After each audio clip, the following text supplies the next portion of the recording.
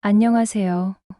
여러분의 친구, 인생 짝꿍입니다. 하루는 친구를 만나고 돌아오는 길 유독 더 발걸음이 무겁습니다. 이 친구는 괜찮은 친구인 것 같기도 하지만 자꾸만 의심하게 됩니다.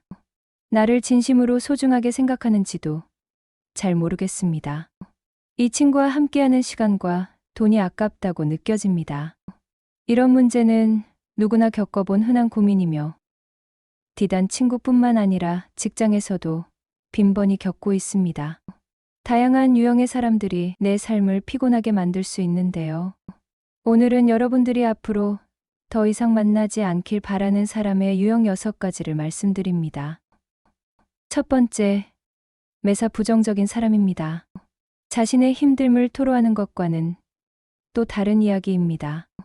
모든 상황을 부정적으로 보고 일을 시작하며 남 안 되는 것을 좋아하는 사람입니다. 그 사람은 일단 안 되는 전부터 찾아 말하는 사람으로 꼰대의 특징이기도 합니다. 대화를 하는 중에 시작하는 말은 그거 내가 해봤었는데 로 시작하고 부정적으로 말을 합니다. 이런 사람은 마치 바이러스처럼 자신의 부정적인 면을 상대에게 전염시켜 자기가 만족하는 사람입니다. 장단점을 같이 말하며 상황이 객관화가 되어야 나한테도 판단이 될 텐데 오히려 상황을 헷갈리게 합니다. 두 번째, 배려 없이 막말하는 사람입니다. 편하고 재밌다고 해서 상대의 기분을 무시한 채 인신공격부터 비난하는 발언까지 배려 없이 막말을 서슴지 않는 유형들입니다. 아무리 친한 친구여도 솔직한 말을 전하는 것과 상대의 기분까지 망가뜨리는 막말은 전혀 다른 것입니다. 기본적으로 지켜야 할 예의조차 지키지 않는다면 진심으로 나를 소중히 여기고 있는 사람인지 고민해 봐야 합니다. 세 번째, 자기 얘기가 없는 사람입니다. 정확하게는 입만 열면 남의 얘기만 하고 자기에 관한 얘기는 아예 없어 음흉하거나 딴 목적이 있는 사람일 것입니다. 이런 사람은 꼭 뒤통수를 칩니다. 이런 유형의 사람들은 다른 곳을 가서도 여러분에 관한 얘기를 꼭 할 것입니다. 좋은 이야기는 재미가 없듯 여러분에 관한 얘기도 칭찬보다는 험담이 될 확률이 높습니다. 혹여 이런 사람에게 남의 얘기나 아는 사람의 얘기 말고 자기의 얘기를 해달라고 요청한다면 대화를 잘하지 못할 것입니다. 한다고 해도 지루해 보이거나 화제를 전환하는 등 거짓일 수 있습니다. 네 번째, 필요할 때만 나를 찾는 사람입니다. 이런 사람들은 생각보다 많습니다. 돈이 필요할 때 연락하거나 감정적으로 힘들 때만 접근하는 사람들이 그렇습니다. 연락이 온다면 기쁠 수도 있지만 본인의 욕구가 충족되고 나면 더 이상 나를 찾지 않아 혼란스럽게 합니다. 철저히 본인의 목적과 필요에 의해 연락 오는 경우가 높으므로 내가 필요치 않으면 언제든지 나를 저버릴 사람입니다. 다섯 번째, 받는 것이 강연한 사람입니다.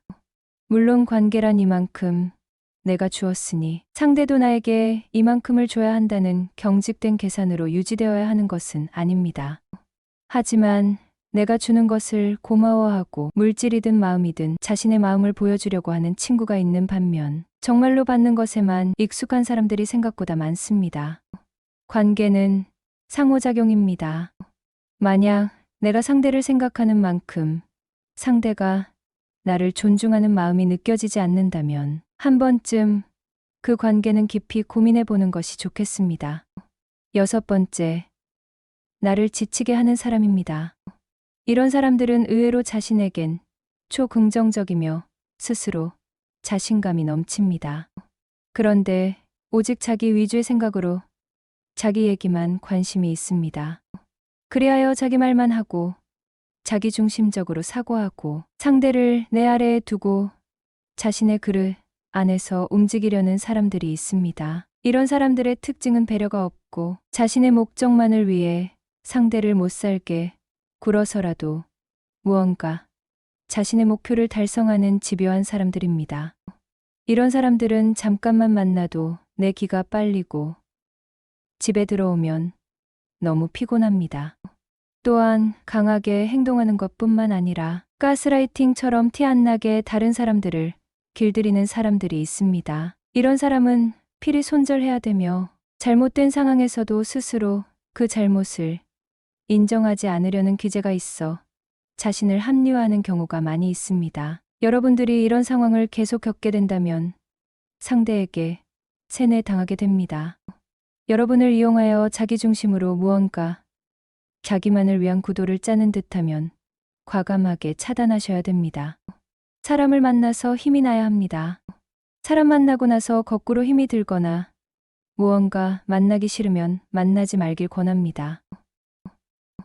오늘은 더 이상 만나면 안 되는 6가지 유형의 사람에 대해 말해보았습니다.